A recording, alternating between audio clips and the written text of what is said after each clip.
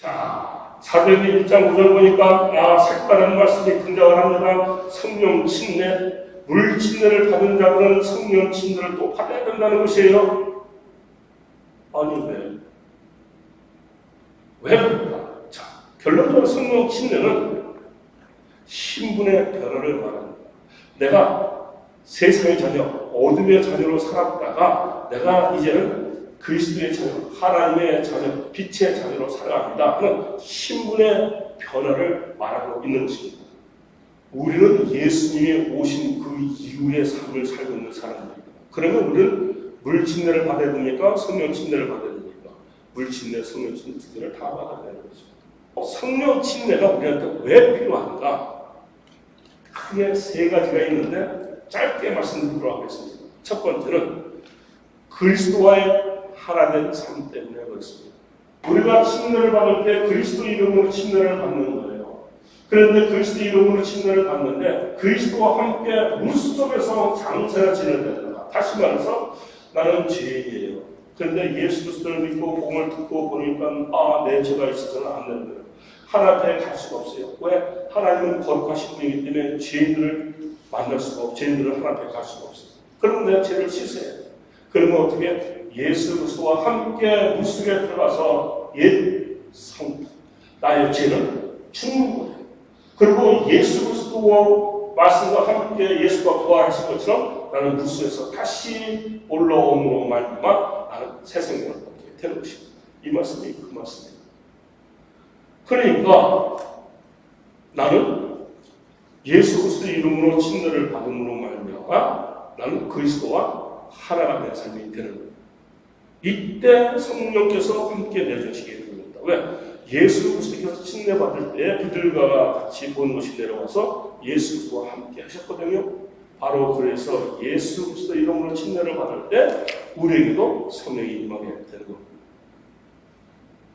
두 번째는 거듭난 삶 때문에 하나님의 사람으로 다시 태어나는 것. 요한복음 3장 5절 예수께서 대답하시되 진실로 진실로 내게 이르노니 사람이 물과 성령으로 나지 않으면 물 침례니 성령 침례로 나지 않으면 하나님 나라에 갈 수 없습니다. 침례 요한이 주는 그 물 침례는 예수님이 주시는 성령 침례, 성령 침례를 받기 위한 준비 과정이라는 것입니다. 그래서 침례 요한이 이렇게 고백을 하죠. 요한복음 1장 31절 나도 그를 알지 못하였으나 내가 와서 물로 침례를 주는 것은 그를 이스라엘에게 나타나려 합니다. 자, 그러면 이제 여기서 질문 생기는 거예요. 난 물 침례를 받았는데 성령 침례를 안 받은 것 같은데? 여러분들 이런 생각하시죠? 세례나 침례는 뭐냐면 구원의 확신, 믿음을 갖고 구원의 확신을 갖고 내가 이제부터는 하나님의 사람으로 살겠습니다. 그 고백과 함께 하는 거예요.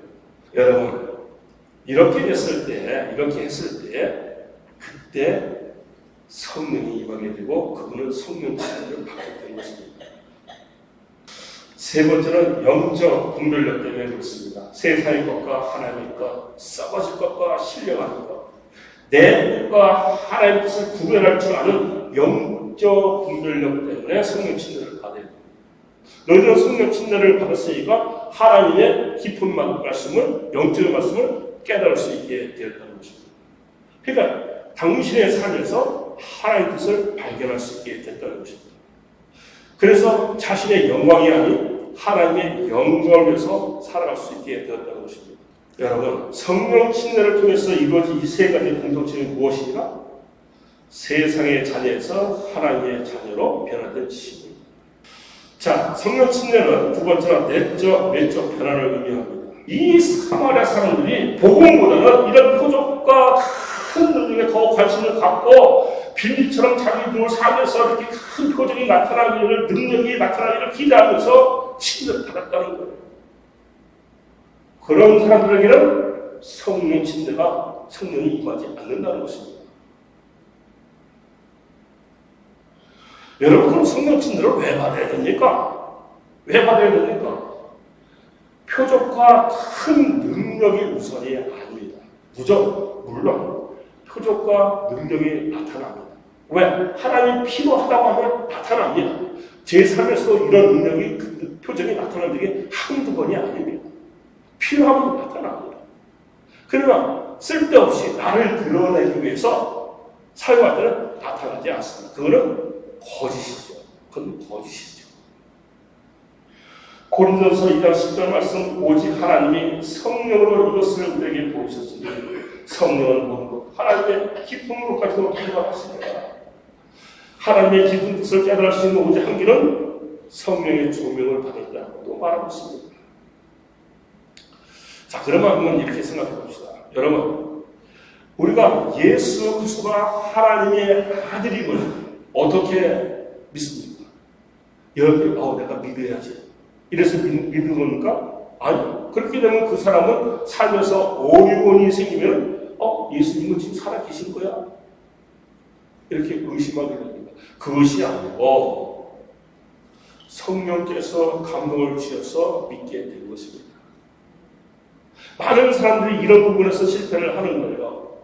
예수 그리스도가 하나님의 아들이라는 것을 자기의 지식으로 깨우쳐 알려고 노력을 합니다. 그러나 지식으로 알 수가 없는 겁니다.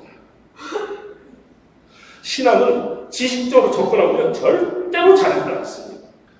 우리가 예수님을 하나님의 아들로 믿는 것, 그분께서 우리 죄를 사해 주시고 십자가에서 죽으신 것, 지금도 살아서 역사하고 계시다는 것, 지식적으로 아는 것이 아니라 성령께서 조명해 주심으로 말미암아 우리가 믿게 된 것입니다. 그래서 성령 침례를 위해서 특별한 예식이 필요한 게 아니에요. 어떤 사람들은 그렇게 특별한 훈련을 받는다고 해요. 성령은 그렇게 해서 오는 게 아니에요. 특별한 예식이나 훈련받고 또 은사 사모해서 은사 합격하고 그래서 나오는 게 아니에요. 로마서 8장 9절에 답이 있습니다.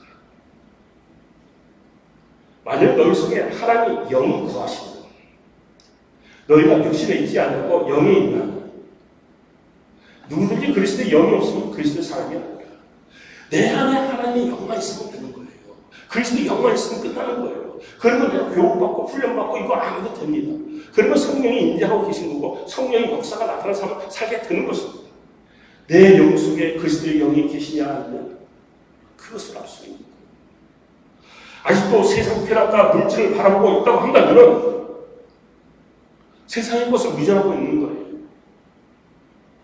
세상의 것을 이제 의존하지 않고 주님의 능력에 의지하면서 살아가겠다는 고백이 필요한 것입니다. 하나님의 말씀 따라 살기 위해서 죄에 대해서 죽고 십자가 중심으로 허락하신 새 생명을 살겠다는 다짐이 필요한 것입니다. 이런 고백이 있을 때 능력이 있는 그리스도인이 되는 겁니다. 그런 성도들 되시길 바랍니다.